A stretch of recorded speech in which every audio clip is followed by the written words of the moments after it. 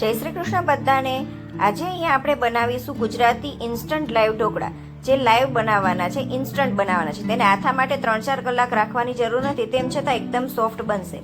અહીંયા લાઈવ ઢોકળા બનાવવા માટે મેં 1 વાટકી ચણાનો લોટ લીધો છે. જે આપણે રેગ્યુલરમાં બેસન વાપરતા હોય તેનો જ ઉપયોગ કરવાનો છે. તેની સાથે તે જ વાટકીના માપથી 1/2 વાટકી ઝીણો રવો લીધો છે અને તે જ વાટકીના માપથી અહીંયા હું 1/2 વાટકી ચોખાનો લોટ લઉં છું. જો તમારે ચોખાનો લોટ થોડો વધારે લેવો હોય તો પણ તમે લઈ શકો છો.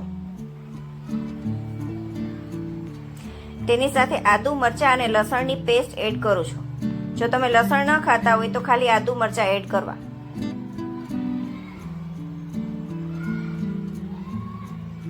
હવે તેની સાથે આપણે અહીંયા ખાટું હોય તેવું દહીં એડ કરવાનું છે.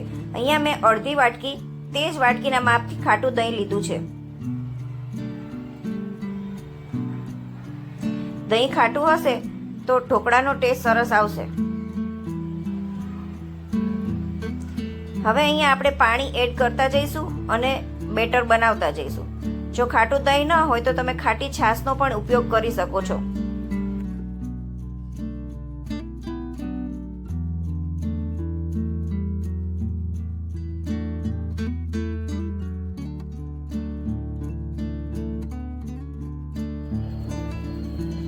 આ રીતે અહીંયા આપણે ગાંઠ ન થાય એવું બેટર બનાવવાનું છે.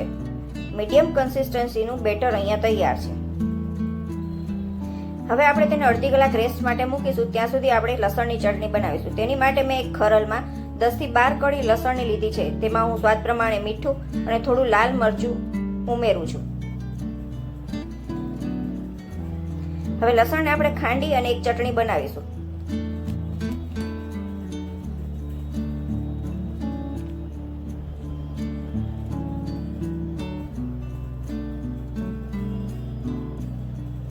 આ રીતે અહીંયા આપણી લસણની પેસ્ટ તૈયાર છે. હવે આપણે તેનો વઘાર કરવાનો છે. વઘાર કરવા માટે મેં એક કડાઈમાં 1 ચમચી તેલ મૂક્યું છે. તેલ ગરમ થાય એટલે આપણે જે લસણની પેસ્ટ બનાવી છે તેને તેમાં સાતળવાની છે. લસણની પેસ્ટ સાતળતી વખતે જ આપણે તેમાં 1 થી 1.5 ચમચી ધાણા જીરું અને વધારે તીખાશ માટે લાલ મરચું એડ કરીશું. તેની સાથે જ આપણે 2 ચમચી દહીં એડ કરવાનું છે.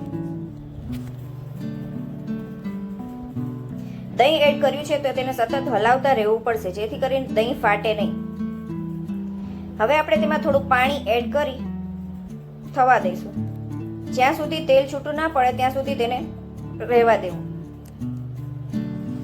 આ રીતે અહીંયા તેલ છૂટું પડવા લાગ્યું છે, તેથી આપણી લસણની ચટણી તૈયાર છે.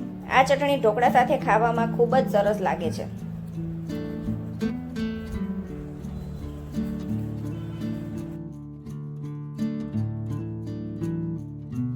અહીંયા આપણે બેટર જે રેસ્ટ કરવા માટે મૂક્યું હતું તેને અડધી કલાક થઈ ગઈ છે. તો હવે આપણે તેમાં સ્વાદ પ્રમાણે મીઠું એડ કરીશું, હળદર તેમજ 1 ચમચી તેલ એડ કરવાનું છે.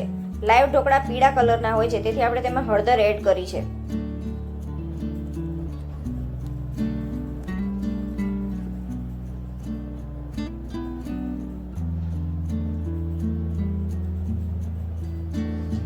અહીંયા ઢોકળા બનાવવા માટે આપણે સૌથી પહેલા સ્ટીમરને ગરમ કરવા મૂકી દેવાનું છે. અહીંયા સ્ટીમરની પ્લેટને મેં ઓઇલથી ગ્રીસ કરી લીધી છે.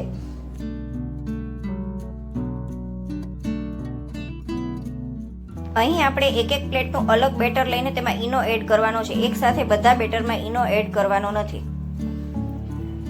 અડધી ચમચી ઈનો એડ કરી અને એની ઉપર થોડું પાણી એડ કરવાનું છે, જેથી કરીને ઈનો એક્ટિવ થઈ જાય. હવે આપણે તેને એકદમ સરસ રીતે હલાવી અને પ્લેટમાં પાથરી દઈશું.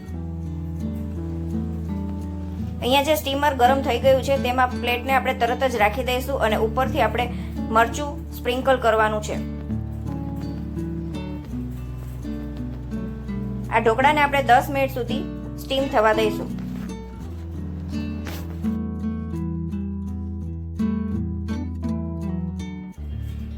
અહીંયા 10 મિનિટ થઈ ગઈ છે. હવે આપણે ઢોકળાની થાળીને ચેક કરી અને બહાર કાઢી લઈશું.